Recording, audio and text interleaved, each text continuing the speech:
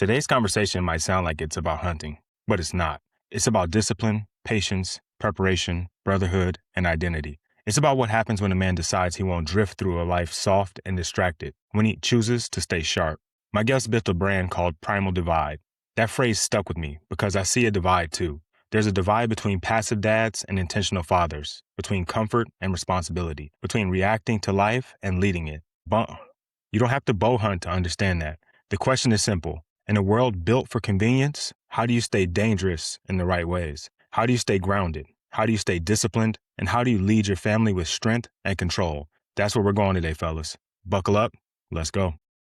Don't move. Keep it locked. You already know. You're listening to the Fit Fatherhood Podcast. And we're having conversations with dope dads covering the 4 pillars of fatherhood. We call it the Fit Fatherhood Formula. Faith, family, finance, and fitness. That's right. These dads are setting the pace in business and fatherhood. This show isn't only about the outside success. We're getting down to who you are. Gentlemen, it's time to get fit. And now, let's get into the show.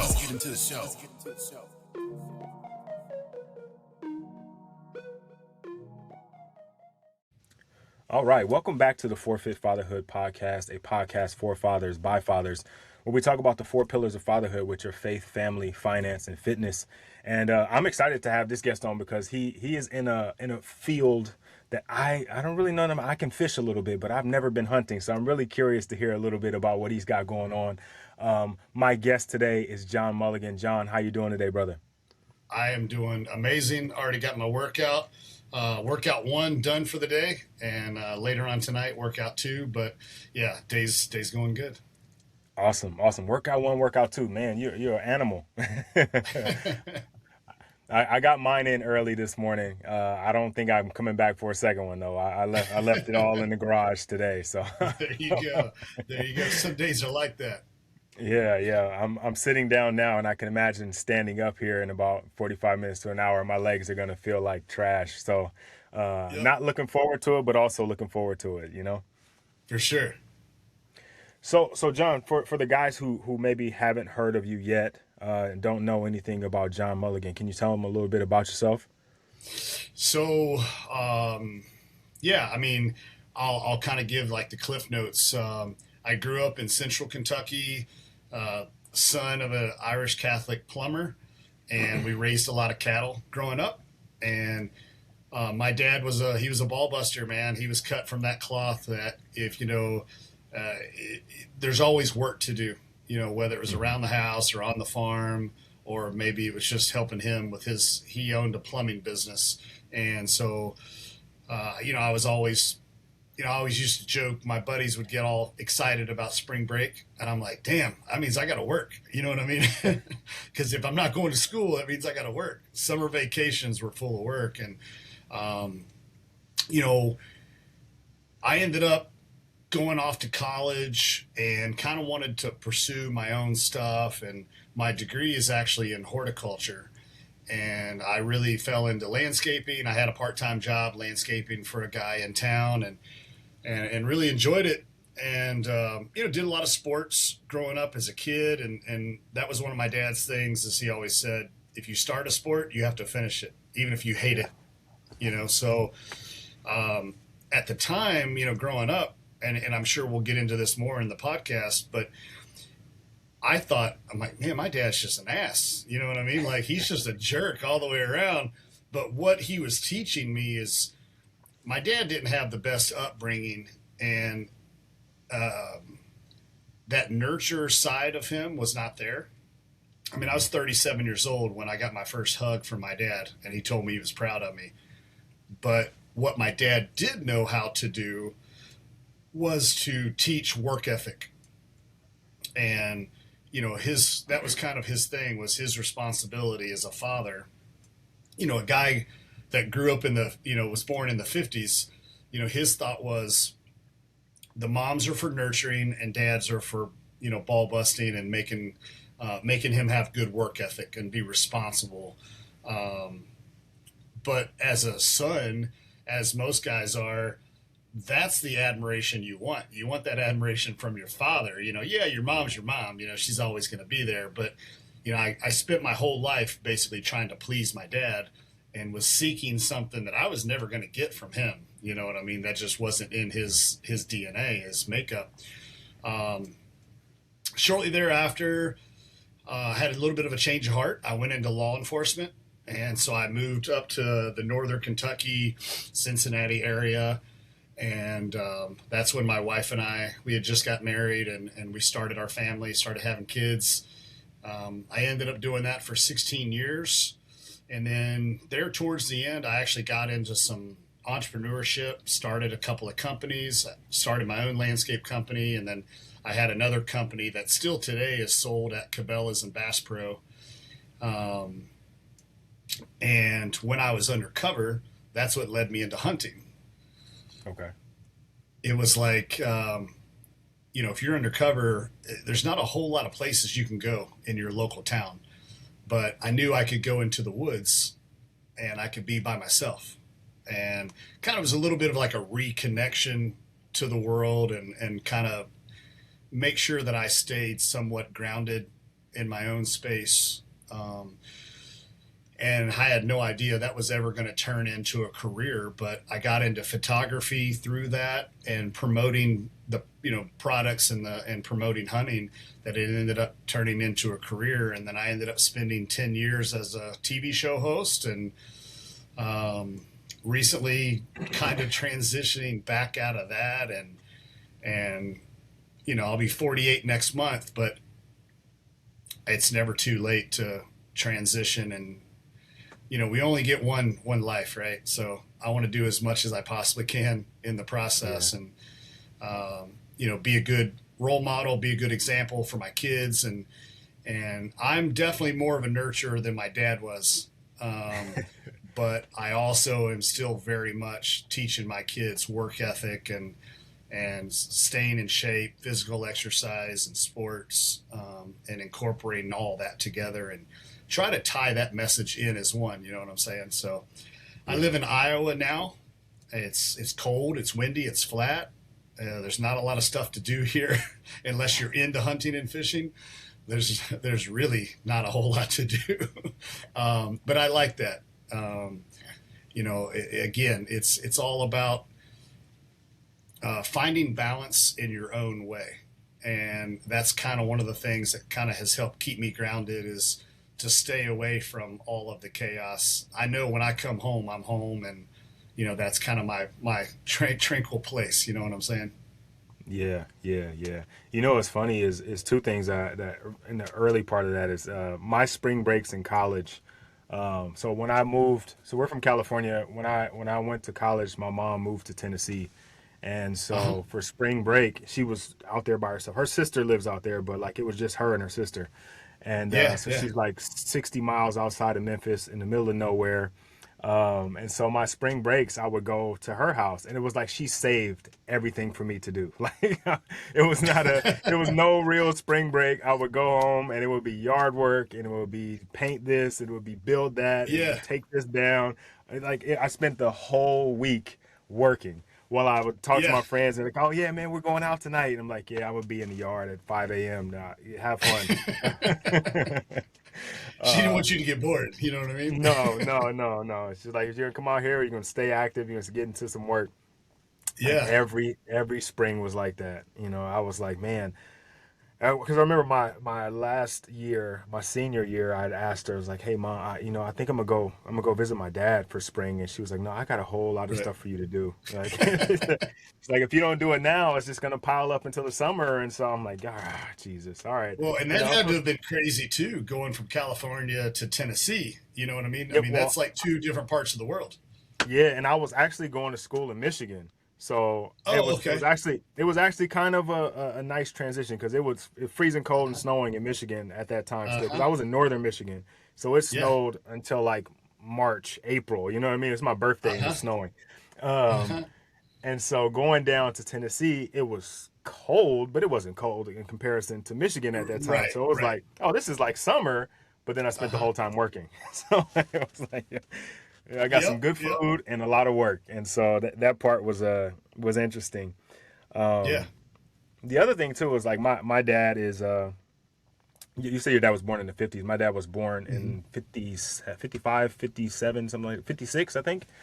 And very similarly, right? Like D is for discipline. Dad is for discipline, right? And he's very, Yep. very, I mean, he did, tell me he was proud of me or when I did Uh-huh. certain things that, he was invested in, like playing Right. football, for example. Like he was invested in my career as a football player, and so he helped me with workouts and training and stuff like that. And so when I did Sure. stuff that he was invested in, it was like, oh, great job. And then some of the other stuff, it was like, yeah, that foo-foo stuff. Like, don't worry about that. Like, you know what I mean? Yeah.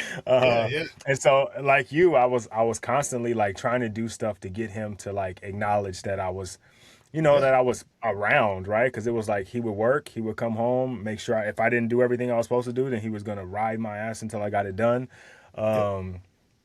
and then we start all over, right? And so I Yep. found that with my own kids, right? I have two girls, so I got to be quite a bit different than he was with me. And it's funny enough, I have sisters. I only have sisters. I'm the only boy, and there's four Okay. girls and a boy, and he was much harder on me than he was on them for sure. Oh, dude, hands down. My sister, she's Man, 5 years older, and she had a total cakewalk, man. Like she didn't ever yeah, get in trouble for nothing. And I'm like, right. I felt like I was the one that was actually breaking my parents in to discipline. You know what I mean? Right, right. Yeah, man. I tell my sister to this day, you guys have different parents. Like, Uh huh. yeah, I don't know who, and I tell my daughters the same thing. It was like, that ain't my dad. I don't know who that guy is that's your grandfather, but that ain't him. Oh, Like he was a yeah, very, very different man. Like all them smiles and hugs and all that stuff. I was like, yeah, man, I'm meeting you for the first time, sir. How you doing? dude. My kids, my dad, he spoiled them. When my dad passed away 5 years ago, and but when he was still here, yeah, he treated my kids amazing, and they're like, oh man, they're like, Grampy's awesome, and I'm like, let me tell you something, Grampy was a dick back in the day. You know Yeah, what I mean? yeah, I'm like, yeah, no, no, that's not the same person. And I think for him too, like as he got older, he softened up over the years, and um, my dad was a pretty bad alcoholic, and once he got sober, I think that was a lot of a change for him as well. And um, you know, me not taking over the family business, I think that was also kind of one of those like defining moments where he was like, "Man, like where did I go wrong?" And yeah. and I think he regretted that, and even like on his deathbed, the last conversation that I had with my dad, he apologized for not letting me enjoy the wins, you know? Mm, Like my dad was very much like, no, you can always do better. I'm like, yeah, but I mhm. won. I won the state half-mile track meet. And he's like, yeah, but you could have set a new track record. And I'm like, damn, you know what I mean? So Yeah, I yeah. remember when I was a freshman, I finished second in the state meet, and everybody that beat me, they were seniors, and so I mean I was ecstatic. I'm like, I'm a freshman, and I just finished second, and my dad's like, why are you happy? Why are you so happy? Like you look like an idiot. You're celebrating a second place, and he's like, that's not anything to be happy about. So it's like that movie, The Breakfast Club. Emilio Estevez, the way he Mhm. describes his dad in that movie, that was kind of the way my dad was. Like, you're a winner, and first place is acceptable, but there's always room for improvement, kind of thing. And so, Yeah. even when I had success in life and sports and things like it always seemed like it wasn't good enough. Um, Hmm. and he apologized for that, and then actually another funny thing that he said to me, he said, when you were younger, and I used to I used to give you a bunch of crap about always going to the gym and trying to be in shape and eating the right foods. He's like, I'm 67 years old and I'm dying. I probably should have taken a little bit better care of myself. And Yeah. that was about the best compliment that I got. You know, so it was kind of a weird thing, and but my dad, he created a motto called "Work More Hours," and it's Okay. it's tattooed on my arm. I'm actually wearing a hoodie that says "Work More Hours" right now. And we had a deal when I was growing up.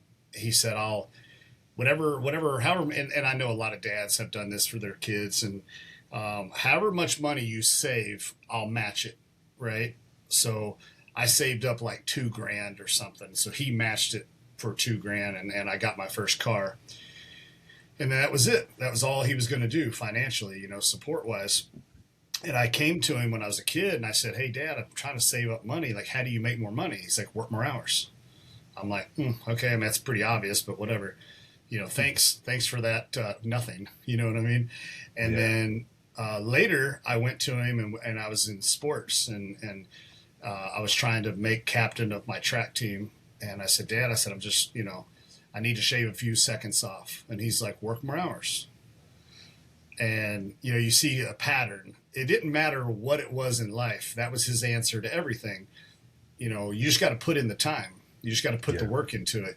You want to have a better relationship with your wife, a better relationship with God, whatever it is, you just got to put the time in. You got to put the work into it. And whatever you put into it is what you're going to get out of it. So whenever he passed away, I actually tattooed the motto "Work More Hours" on my arm. And so it's just something I can always look at to remind myself every day that any shortcomings I have in life, I just need to work harder, and I can always put more time into it. And it's kind of been kind of like my little personal credo, whatever, for just making sure that I have a better relationship with my kids, and I make sure that I be a good example and role model, for them. And that's always been super important to me. I used to get so mad at my dad when I was a kid. I was like, because there was borderline hatred moments, right? And it was never extremely volatile.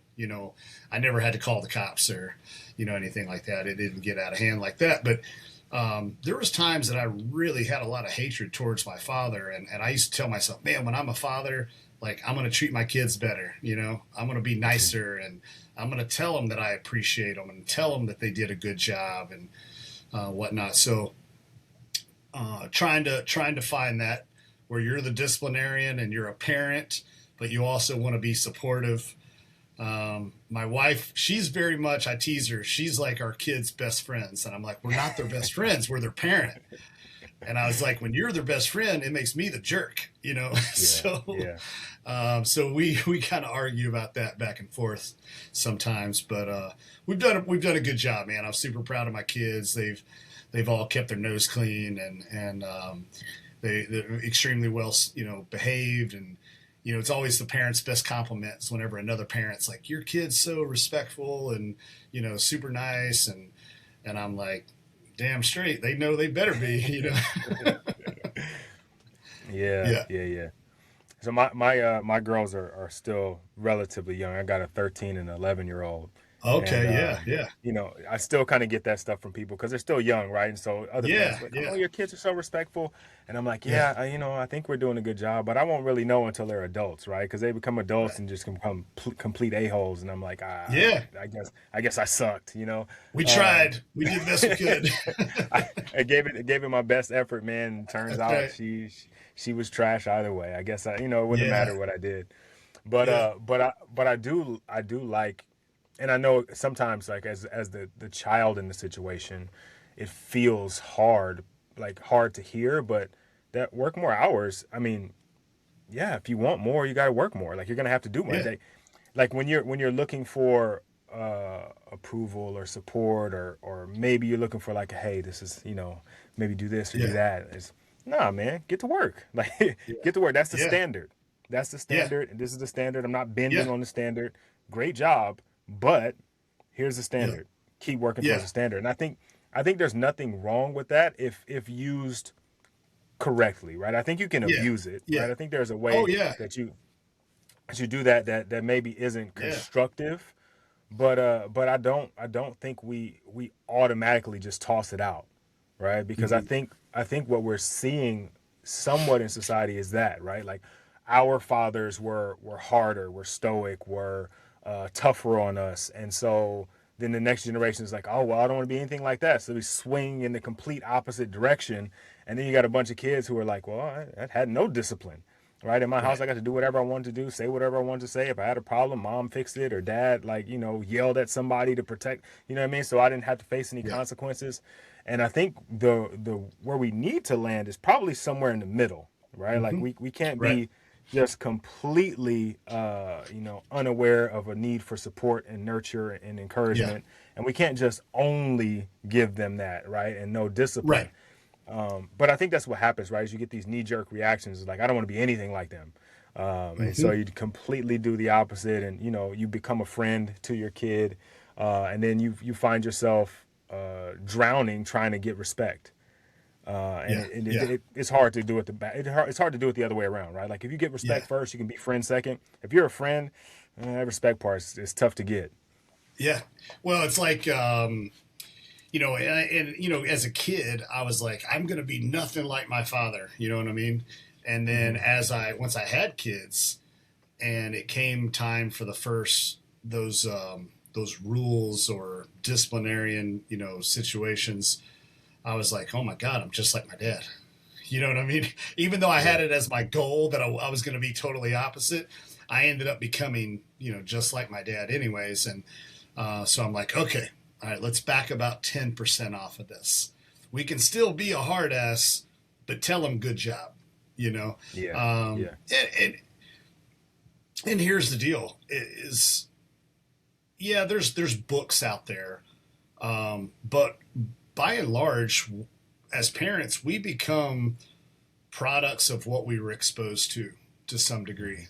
Our parents taught us how to be parents. And, now that my kids are older, I'm 17, 20, and 23. And so I can have those conversations with them now where they're they're adult conversations, and we can be a little candid because for the most part, I've done my job.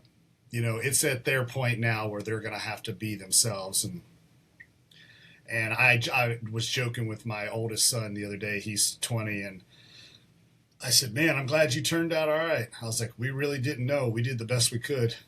Good on you, buddy. And he's like, you mean you didn't have it all figured out? I'm like, no, brother, none of us have it figured out. We're doing the best we can, Yeah. We want, you want the best for them. And that's another thing, for, parents listening that are just like, man, I feel like I don't know what I'm doing. You don't. And that's okay. You know what I mean?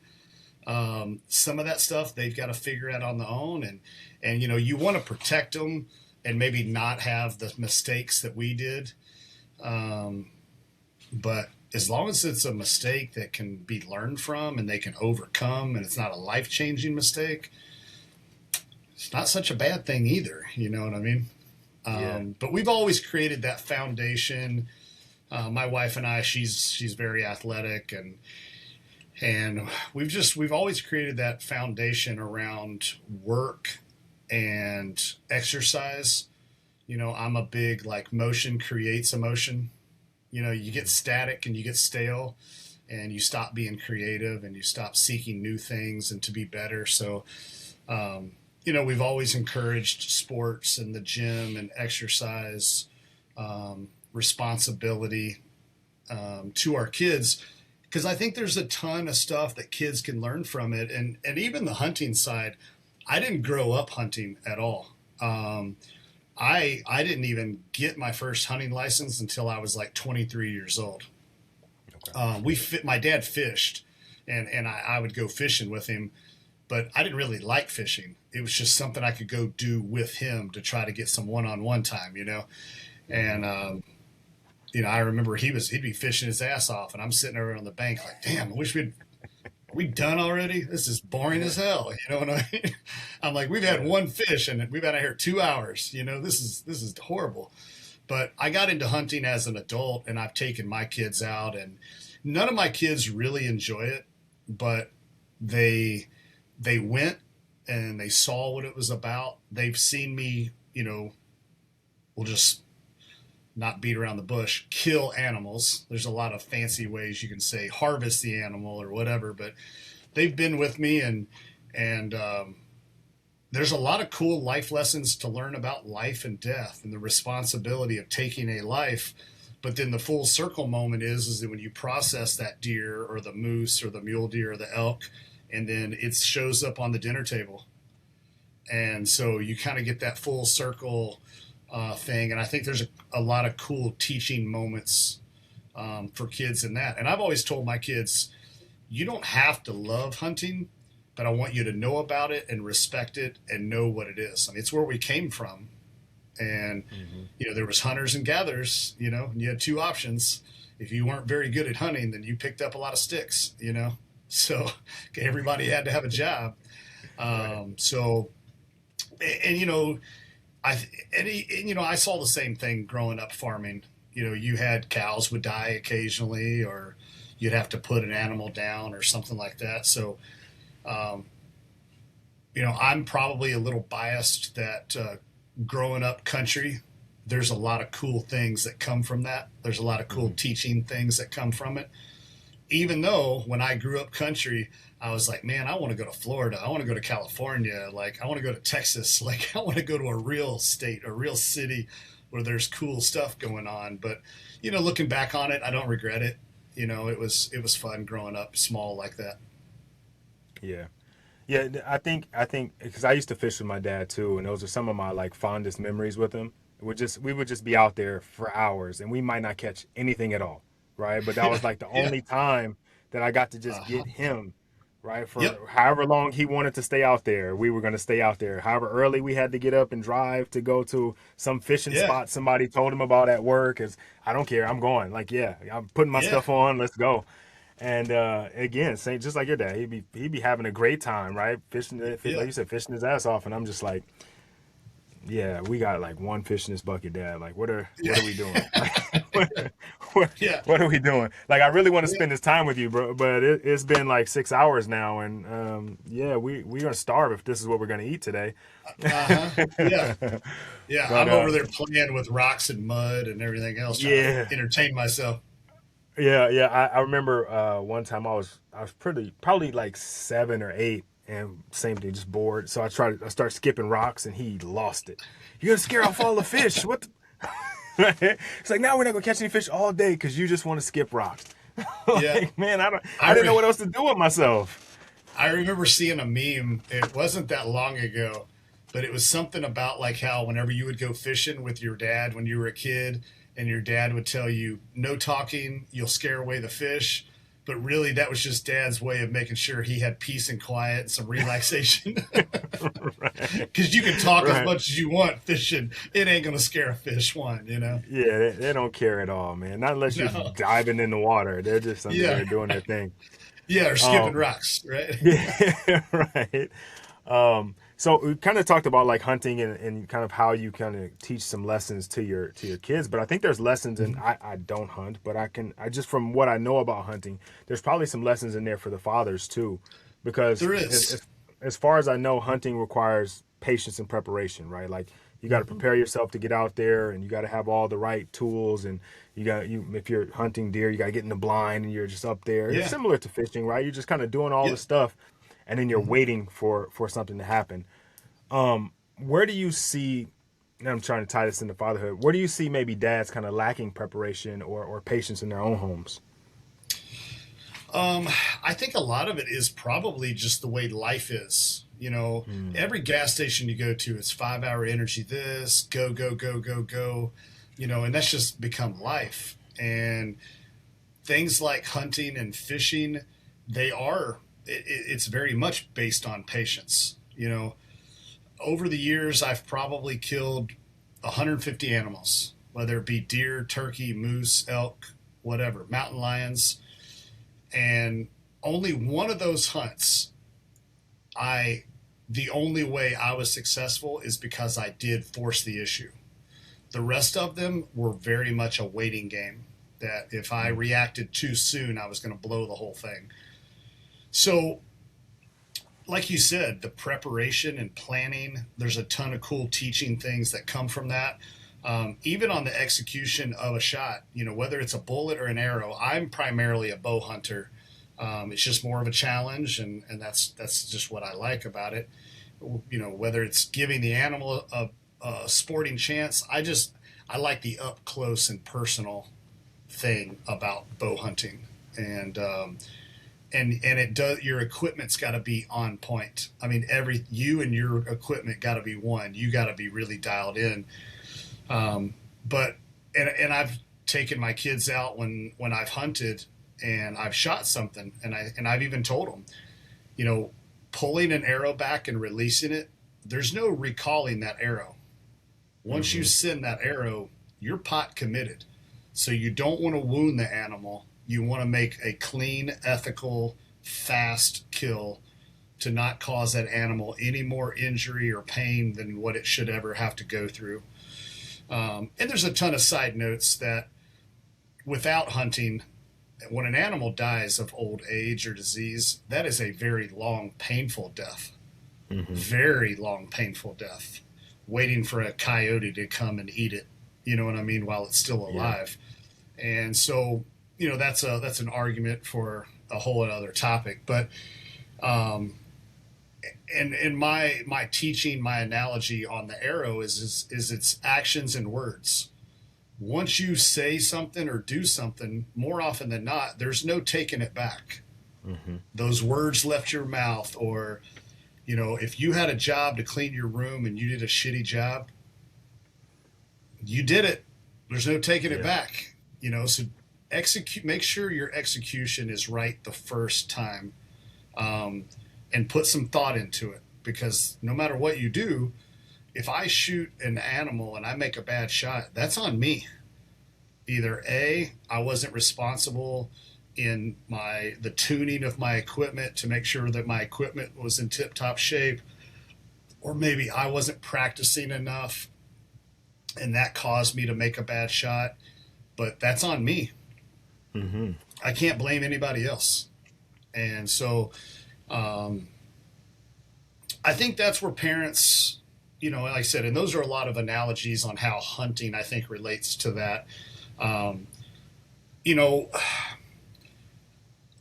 iPhone or an iPad, that's the modern day pacifier.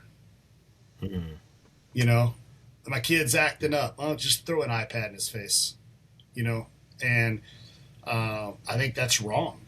You know what I mean? Like I said, it's become a digital pacifier. And now I get it. If you have kids that are latchkey kids and mom and dad are both working their ass off to keep a roof over, their kid's head and stuff like that, I do sympathize with that.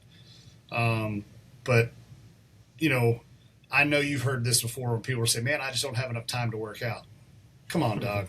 You can make the time to work out and exercise. Right. The same as you can make the time to be a parent. You know what I mean? Yep. I don't care. Like you and I both, we just talked about it, how, man, we just wanted 5 or 10 minutes of one-on-one time, with our dads. That's it. If you give your kid 5 minutes of undivided attention a day, man, that kid's going to be blown away, and you can make an impact.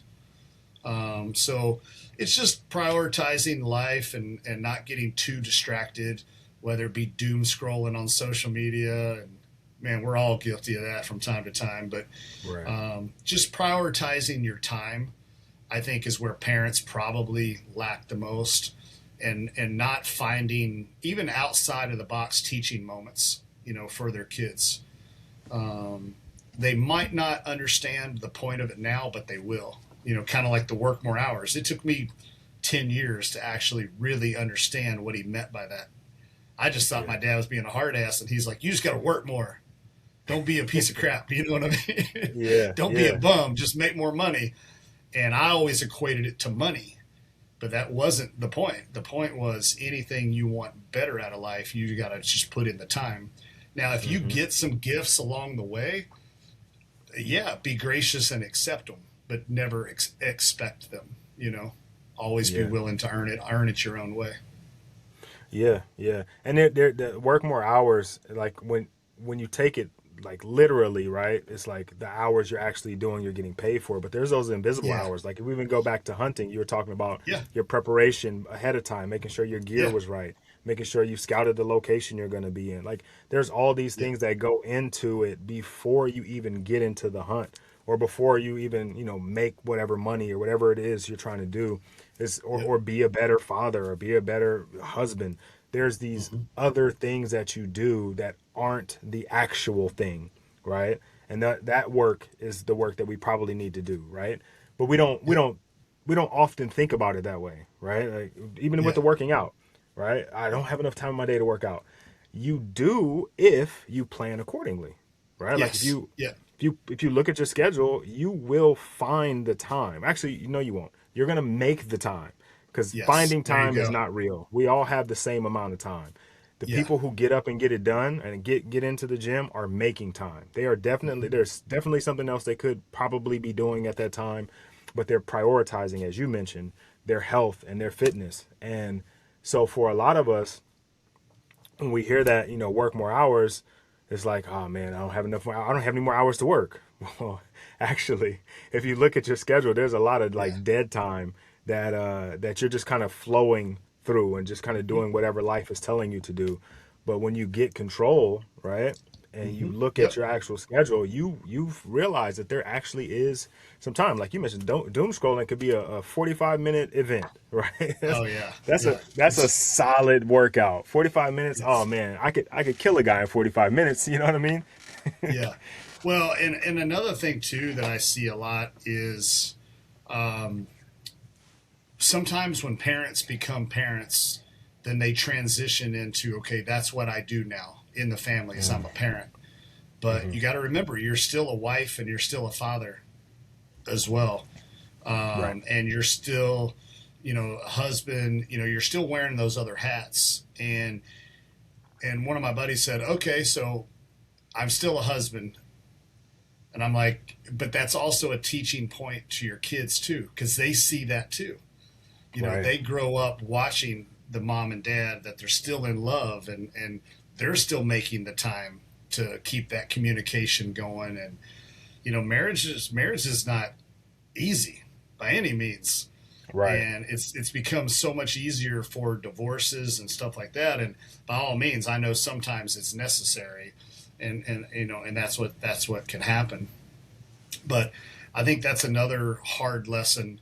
And my wife and I, we kind of ran into that a little bit when our kids were really little, when they were in that like 3, 6, 9 bracket. I was like, damn, I fell down a rung. I'm like the 4th one on the ladder now. You know what I mean? And that was and I just had to sit down and kind of remind my wife, like, and she wasn't doing it on purpose, but she was like, oh man, I'm a mom. That's priority one. And I said, no, I get it. It is one of our top priorities, but the number one priority was you and I. We were husband and wife first. And so we need to make sure we maintain that. And she's like, wow, okay. Thanks for bringing that to my attention, and we discussed it one time and it's never been brought up ever again, but we both kind of caught ourselves falling into that mode where she became a mom and I just became a financial provider. And that was our only jobs. Yeah. And we when you're talking about that, it made me think about the Matryoshka dolls, like the Russian dolls, right? When we look at it, like the nesting, right? It was like, when we look at it on the outside, it's like that parent shell is the bigger one, right? But if we take that top piece off, like there's the husband, you take that one off, there's, the boss or the employee, like, and it seems like when you look at it from the outside, that outer shell is the thing, it's the identity. But the reality is we don't even get to that outer shell without the inside, right? Without the man at the center of it all. Like if you're not taking care of that, then the rest of it doesn't really matter. The rest of it doesn't fit the way it should because that middle piece is missing. And that's where we have to, as men, is remember, like, yes, we want to sacrifice for our family. We are going to give our life for our family. We're going to live our life for our family. We're going to provide. We're going to protect. But we can't do any of that if we're broken down. Right. We can try. Right. And we're just going to continue to be upset or disappointed with what we get out of it if we aren't taking care of that middle dog, the little one, right? The one that seems the smallest, Right. or like maybe feels like the most insignificant at times because you don't even know it's there until you peel off all the layers. But at the core, that's the most important part. Yeah, that's exactly right. And so, yeah, like I said, I think those are that would be my go-tos. You know, if I was talking to a parent that was questioning, hey, am I slipping? You know what I mean? Am I falling behind? You know, what are some things that I can at least maybe keep an eye on before I slide off the cliff a little bit? And that would be, you know, women be women, men be men.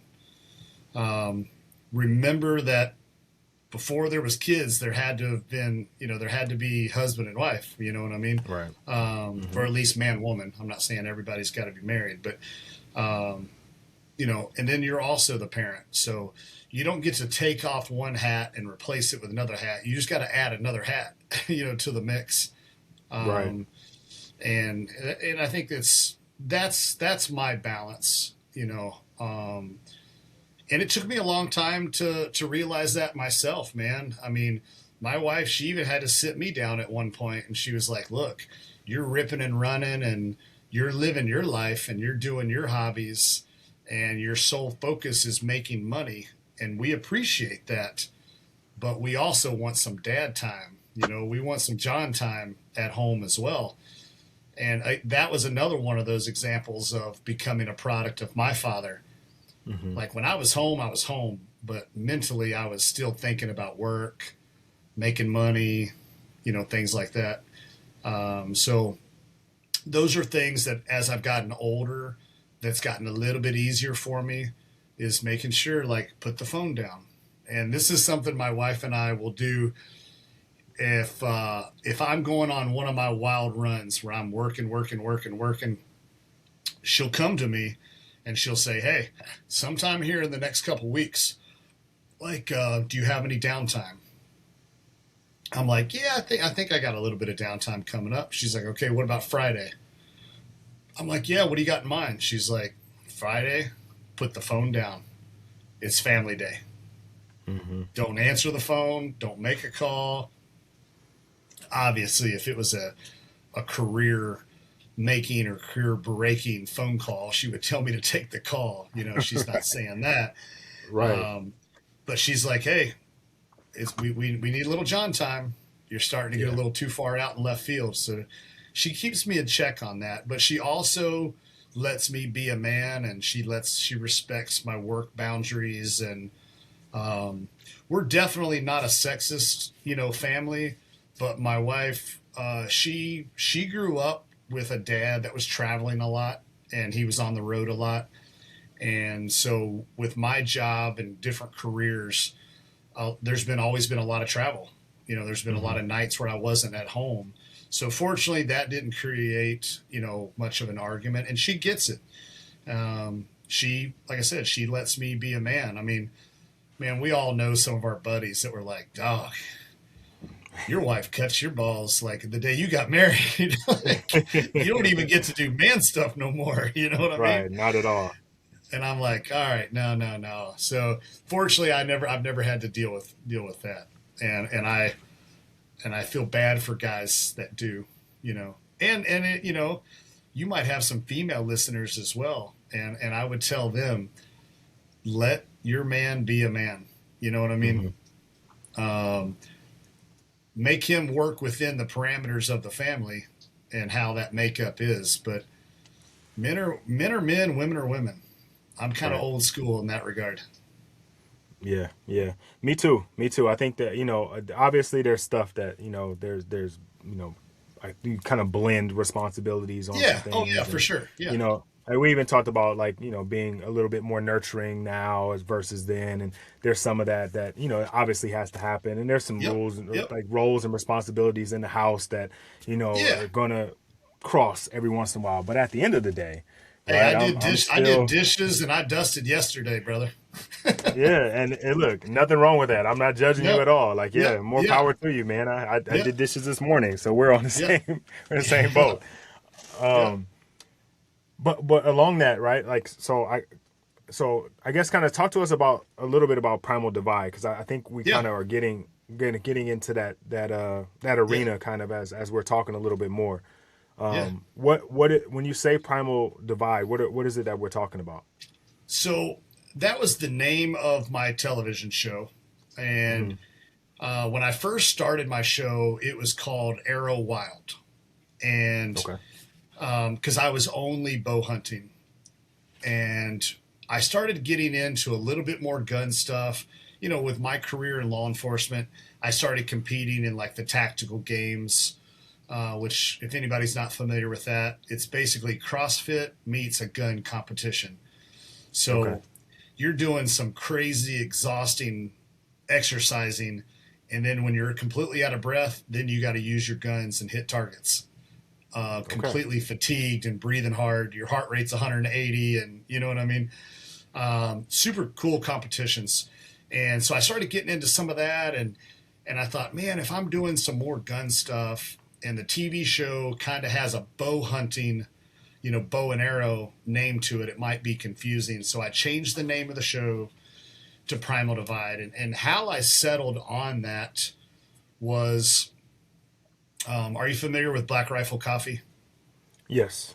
Okay, so you got Black Rifle Coffee, which obviously is tailored towards like, you know, military, law enforcement, people that love this, you know, Second Amendment, things like that. And then you have Starbucks, which could easily be categoried, you know, put into the opposite category of that. So how I came up with the name Primal Divide was I would talk to people and they would say, oh man, you know, you hunt?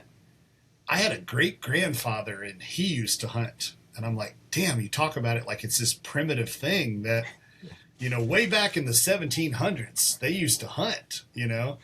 And I'm like, even 100 years ago, you hunted or you starved, you know, it really wasn't that long ago. So that's how the name Primal came in. And then the word divide, I took it from just kind of what I was seeing in the world. There was just so much division. And no matter what side of the fence you're on, Republican, Democrat, or whatever, right wing, left wing, it's still attached to the same damn bird. You know what I'm saying? Yeah. And so I thought, okay, there's a lot of division in the world. It's kind of like the Starbucks versus Black Rifle. And I said, okay, that's what we're going to call it. We're going to call the show the Primal Divide. And again, the division between hunters and non-hunters, you know, or I should say hunters and anti-hunters. I have zero problem with somebody who doesn't hunt. And I don't even have a problem if they choose to not hunt because they don't want to harm animals. I get that too. I don't like cats. It doesn't mean I hate cats. It just means I don't want to own a cat. You know what I mean? Right. So, exactly.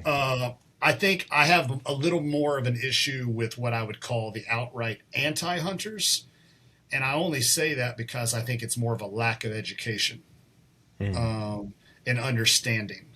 You know, I'm a hunter safety instructor for the state of Iowa. It's something that I do, and I volunteer and I teach every year. I teach 30 kids. And it's a state requirement. They have to have their hunter safety education permit to be able to hunt in the state. Every state has the same requirement.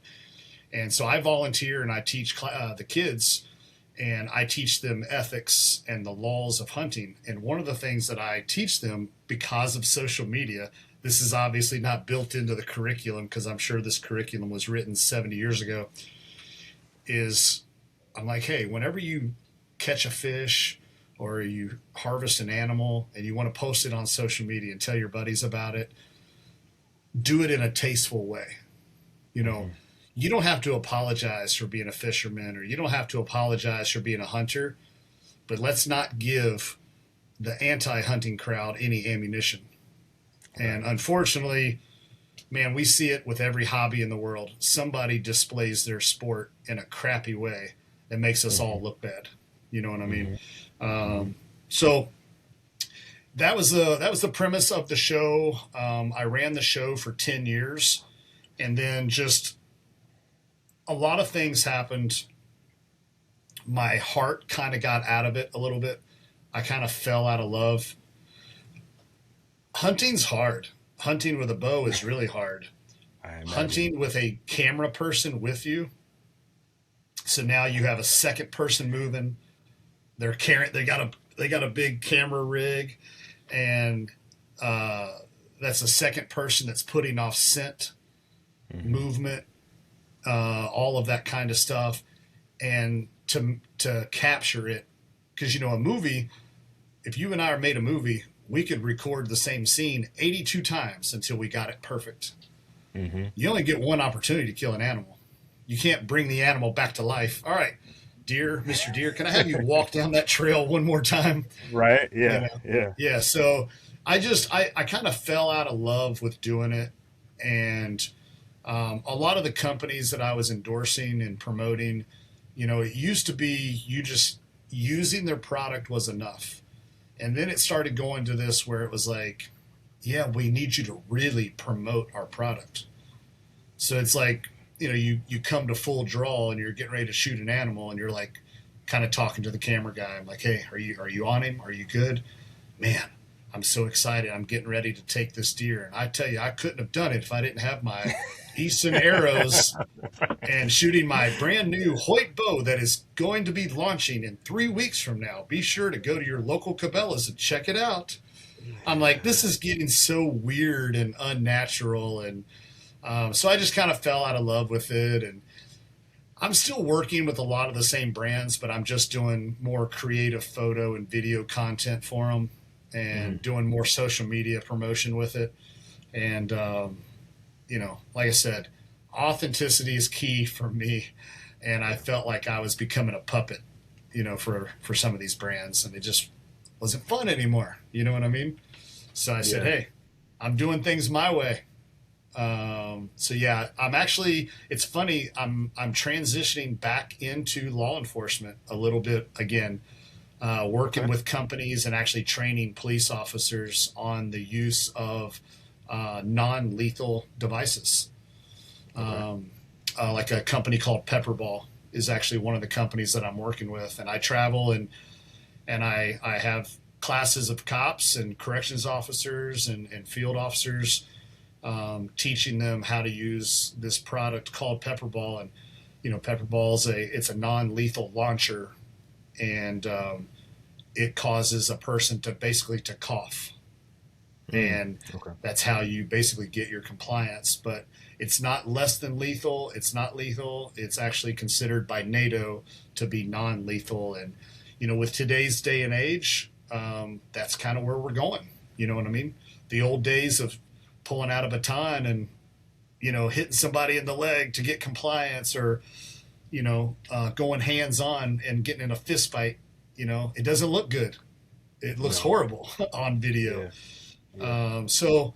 I'm really stoked about that and really excited to see how that's going to go forward and be a very positive thing for everybody, that's involved, whether you're on the giving or the receiving end of it. Yeah.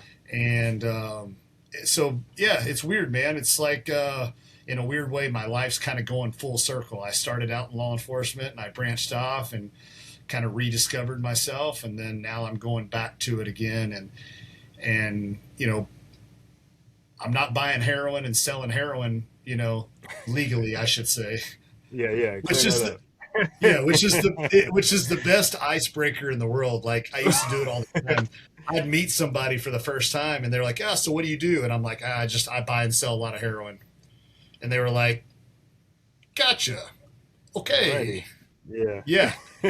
And I'm like, oh no, it's legal. It's legal. And they're like, how are you buying and selling? Oh, okay. I get it. Yeah. That's funny. That actually just Tuesday, not heroin, but I went into I had a work event a couple cities away. So I went into like a little liquor store before to get some water before the event.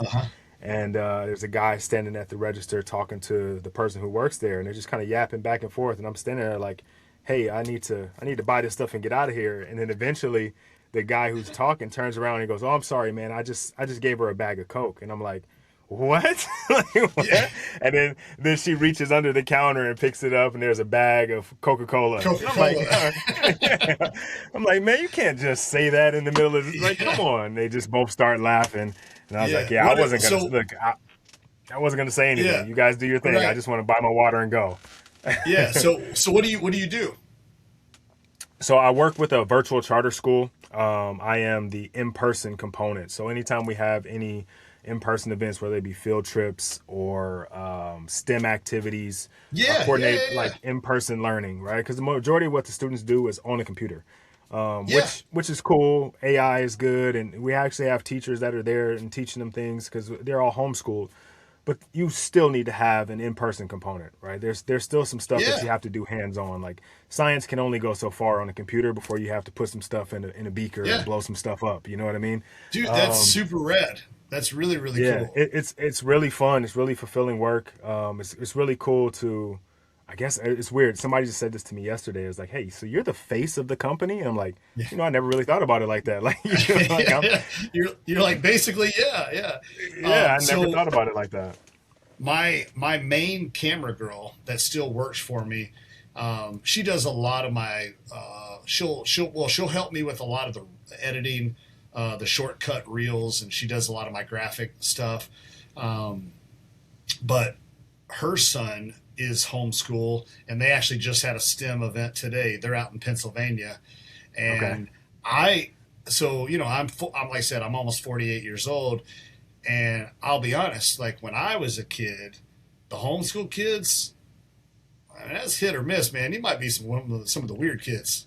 Yeah, you know what I mean? Or criminals, right? Like they just they got expelled. They can't go to any school, so they got to they homeschool. Yeah, and back in the day, that the old homeschool stuff, it made some kids socially awkward because there was no interaction. Yeah. And then it was like the evolution. Then you saw homeschool kids could incorporate into the local high school sports. And I'm like, oh, that's cool. Now they're going to practices and there's interaction there and games. And then now seeing, what's going on. And I've learned this from her. She's been teaching me. And I think last month there was like 7 STEM events. And I'm like, I want to go on these field trips. That field trip sounded cool as hell. They're at a museum blowing shit up. Yeah. And I'm like, that's cool. Can I go? Yeah. It's like that, man. It's super cool because I have to actually go out and source these things and find it. And there's so much stuff that, like, if you're not looking for it, you don't know about. But there's so many like really amazing opportunities, and I've had the privilege of going to so many different museums and learning so much stuff in the last few years. It's like, oh man, like on Friday I'm going to tomorrow? Friday, yeah, we're going to Museum of Tolerance tomorrow. That's work for me tomorrow. Like I go to a museum and hang out with some kids and learn about the Holocaust and a little bit about some tolerance stuff, kind of current, but more Holocaust oriented. Yeah. And that's it. And I'm gonna get paid for it, and that's awesome, right? Yeah. That's super cool. I'm really digging the way that virtual learning and the way the homeschool stuff is going. I think it's super beneficial. And I'm going to be honest, like you see stuff online, you see stuff on the news, and you see stuff that's going on in public schools, and I'm just like, man, I can tell you right now, if I had young kids in public schools, I'd be looking really hard at maybe pulling them out and going to the homeschool thing because I don't agree with everything that I'm seeing, that's happening today. So, yeah, man, that's super cool. That's awesome. It's got to be very fulfilling to know that you're making a difference, with like adolescents, in a very important age, group that they're in right now, as far as learning and exploring, and it's very outside of the box. It's that, I hated non-traditional school. Sit in a classroom, read a chapter, take a quiz. Wow. Yeah. Are we doing, we're not learning. We're just working on memory. You know what I mean? But what you're doing is you're allowing kids to really open their minds and expand, and all what they're getting exposed to. Because, growing up, it was like, for me, You can be a farmer, you can be an electrician, you can be a plumber, you can be a doctor, lawyer, or a cop, fireman. Yeah. You had like 6 professions that they wanted to push you into. And now like kids are getting exposed to so many other career fields where people can really find their interest, and I think that's another difference in the times. My dad was like, suck it up, dude, whatever. It's a job. You're not supposed to like it. It's just your job. Work till you die. And I'm like, oh, fun. And I think now people are realizing that, hey, if I can find a career that I really enjoy, there's a lot better quality of life all the way around, that comes from that. So kudos to you, man. That's badass. Yeah. Thank you. Like I said, I really, really enjoy what I do. I enjoy the opportunity to, because again, it gives me, like you were saying, like, I want to go. When I get something locked in, I'm like, oh man, yes. All right, cool. I've been wanting to do this for a long time. Do you remember the Rob Dyrdek, the Fantasy Factory? Yeah. One of the things they did in Pennsylvania was just like that. I mean, they had like ramps and stuff in there, and they had like the big foam pits and skateboards, and I'm like, dude, that's fun as hell. Like, I want to go. Yeah. I want to go. Yeah, the cool part about it is I mean, obviously I'm doing it with the kids that are in my school, but places like this give kids the opportunity, as you said, to expand. But like when you're learning in a chair, in a desk, in a room that looks the same as 40 other rooms, with a teacher who's teaching the same tone the whole time, around kids who are maybe paying attention or maybe not, it's hard to really grasp concepts and really like be able to grow in them, right? Like if we're teaching history, like a kid is learning exactly what's in the book, but they're not really making any connections to like the rest of it. You know what I mean? Yeah. They're memorizing, as you said, memorizing the names, the dates and the figures, but they don't really understand what's happening around that time frame. And going to museums and going to presentations and you really get to understand what's really going on. Like even earlier, you're talking about hunting, like 100 years ago, if you didn't hunt, you didn't eat. Like being able to go somewhere and see someone demonstrate what hunting looks like, why would someone hunt? How do you process meat? Like stuff like that. Like we just don't understand in this generation, right? Kids definitely don't know. And it's gross, or you find somebody who's anti, right? And then they get a lot of that kind of pushed at them, and they don't really get to understand the full experience of it and get the real context of why hunting might be important. And even some of the things we mentioned, some of the intangibles that come along with hunting, just we don't know. We only know we don't want to hurt animals, and that's it. Like, but there's more to it than that. And so when I'm planning out things, I try to find things that give them a full or broad spectrum of like what this thing is. Like, sure, it's science today, but let's like really open it up and figure out why we might need to know about chemical reactions. Yeah. Well, and here's a kind of a fun fact that a lot of people don't know along those lines is the fees charged to hunters for license, whether it be hunting license, fishing license, things like that. There's also a tax that's put on all ammunition and sporting goods. So all of that money goes into a fund. When you add that money up every year, hunters are contributing more to animal conservation, like on a scale of 8-1 than PETA ever dreamed of donating to conservation. And I think that's where a lot of it, there's a lot of misinformation, out there. And just even from a standpoint of if there was no hunting, then you would have a disease and overpopulation problem. And then these animals would truly suffer. Really horrible deaths. So, in a way, I hate to equate it to playing God, but, hunting, they do only issue the number of tags that they have to keep that checks and balances in that healthy population of animals, in a good cycle, so that way those animals are here forever. Right. I mean, we almost eradicated, buffalo years ago before they implemented those laws and put those hunting practices in. So, yeah, I mean, that way you don't just have to go to the zoo, like to see, to see animals like that and see wildlife. So it's a super cool thing. I've loved being a part of it.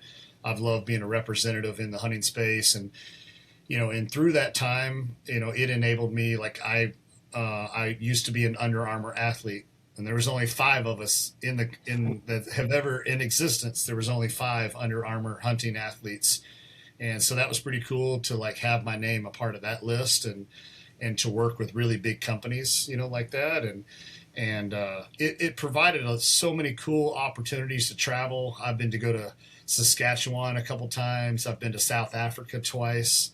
I've hunted in Spain, and so I've gotten to see a lot of the world and learn about different styles of hunting and different cultures and and all that kind of stuff.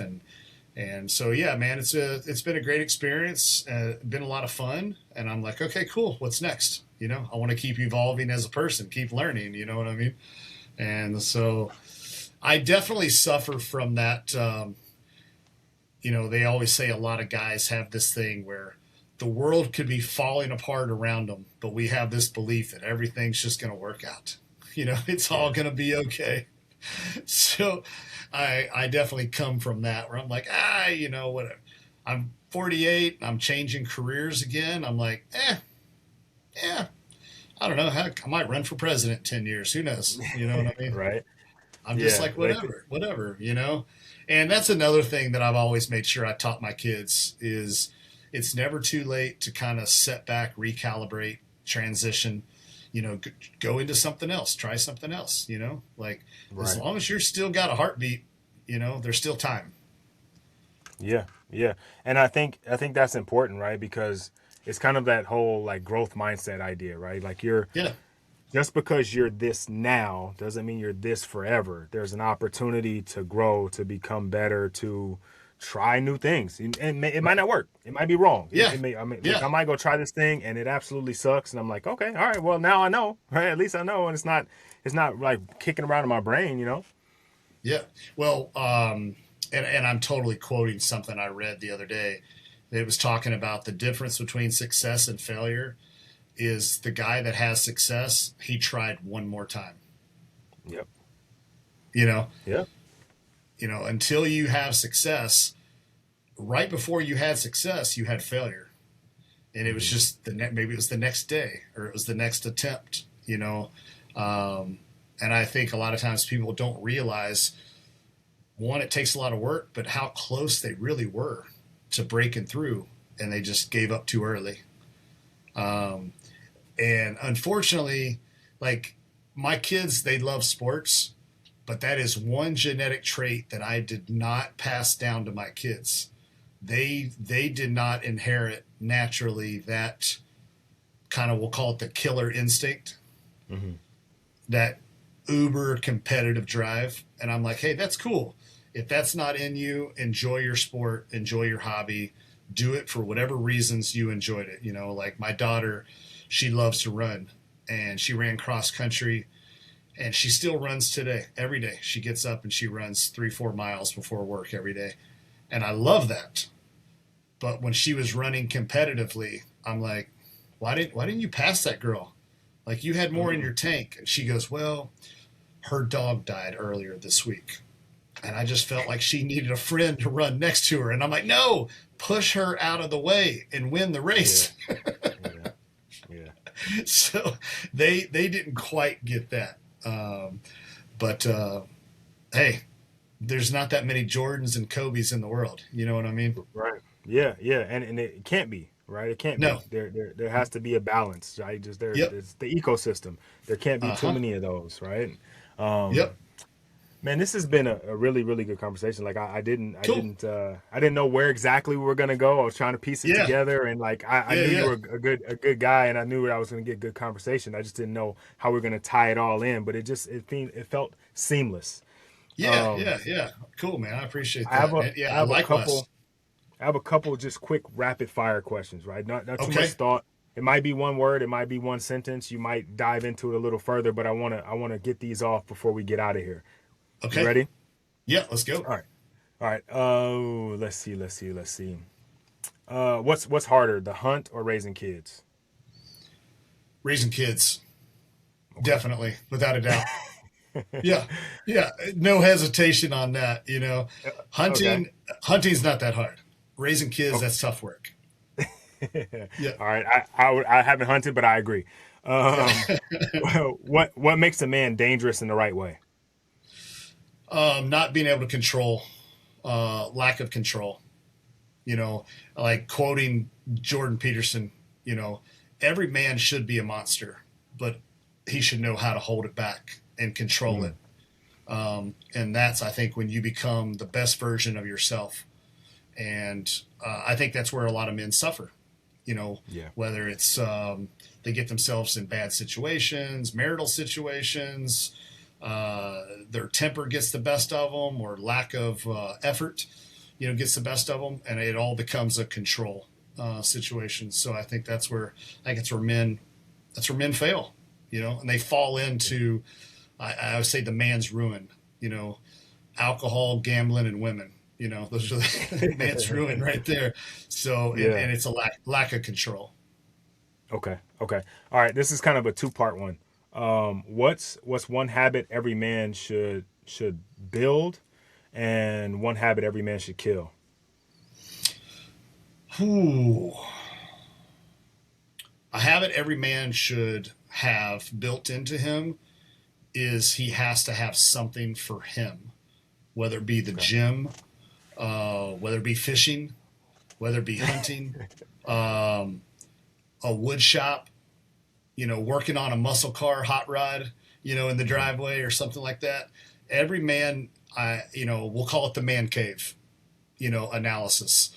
Every man still needs to be a man, and he needs to have that one thing that the wife, the kids, the world, they let him do his thing, Okay. Now, that should not consume all of his life, but it needs to be a thing that he can have his own outlet. Men are from Mars, women are from Venus. We're different people.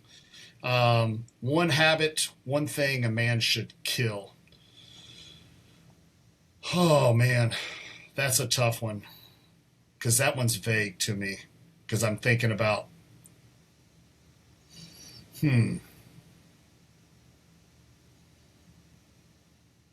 lack of trying.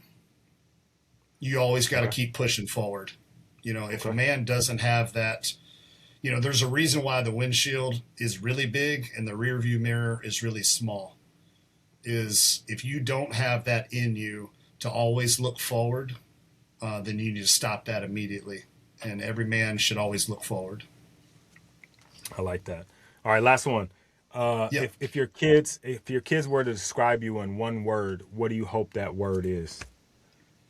All right. Well, I have 3 kids, so I'll give you one word answer. Yeah, 3 words. So my daughter is going to say persistent. Okay. My oldest son is going to say jacked, and my youngest son is going to say I'm a hard ass. Okay, those actually work together. Like you could just string those together. Yeah, because my youngest son, man, he's my personal challenge, bro. Like that kid, he is the classic underachiever. He has so much potential, but he has just been such a knucklehead. I mean, his whole life he's so aloof about everything. And I'm like, I'm doing one of these with him all the time. I'm like, bro, like, come on now.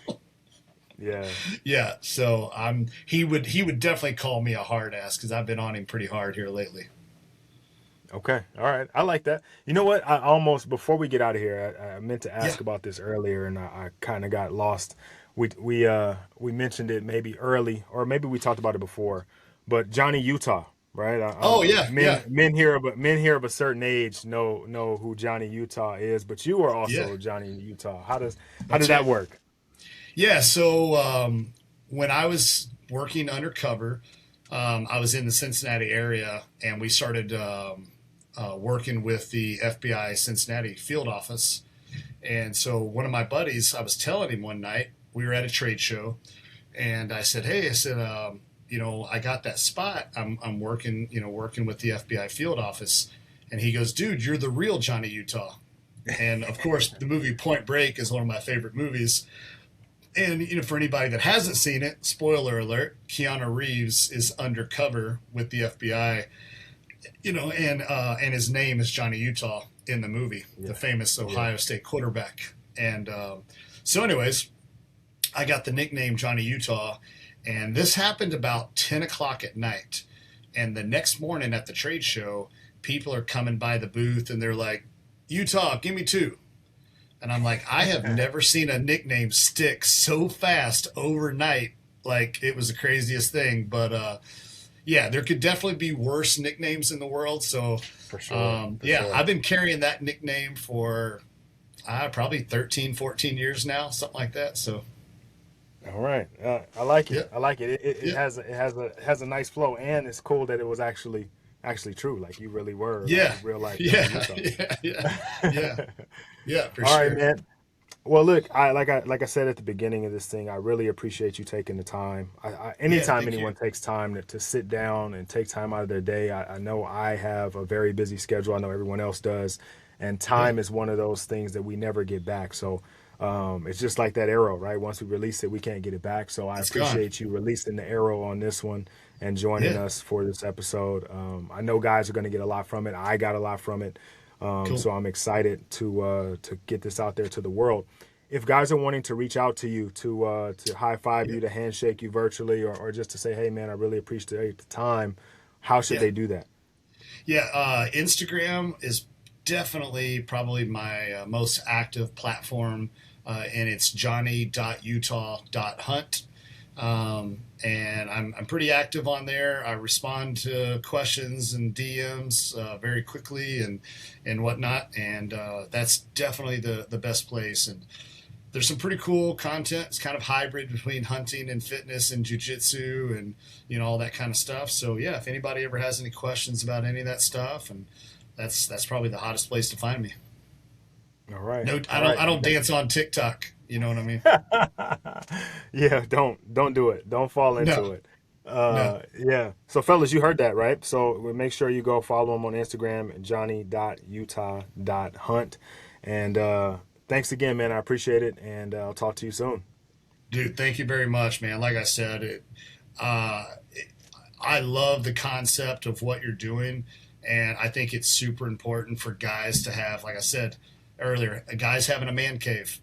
You know what I mean? Your podcast is really an epitome of that. This is a man's men cave. And, there's always a lot of support out there. And I think as men, a lot of times people look at it and they say, well, support is a weakness for a man. No, it's not. It's really not. Like, we need that brotherhood, that camaraderie, and we need, people that we can lean on, and maybe even somebody we're going to hold them accountable, at times. Yeah. And to me, that's the definition of being the best person you can be, is don't just tell people what they want to hear, tell them what they need to hear.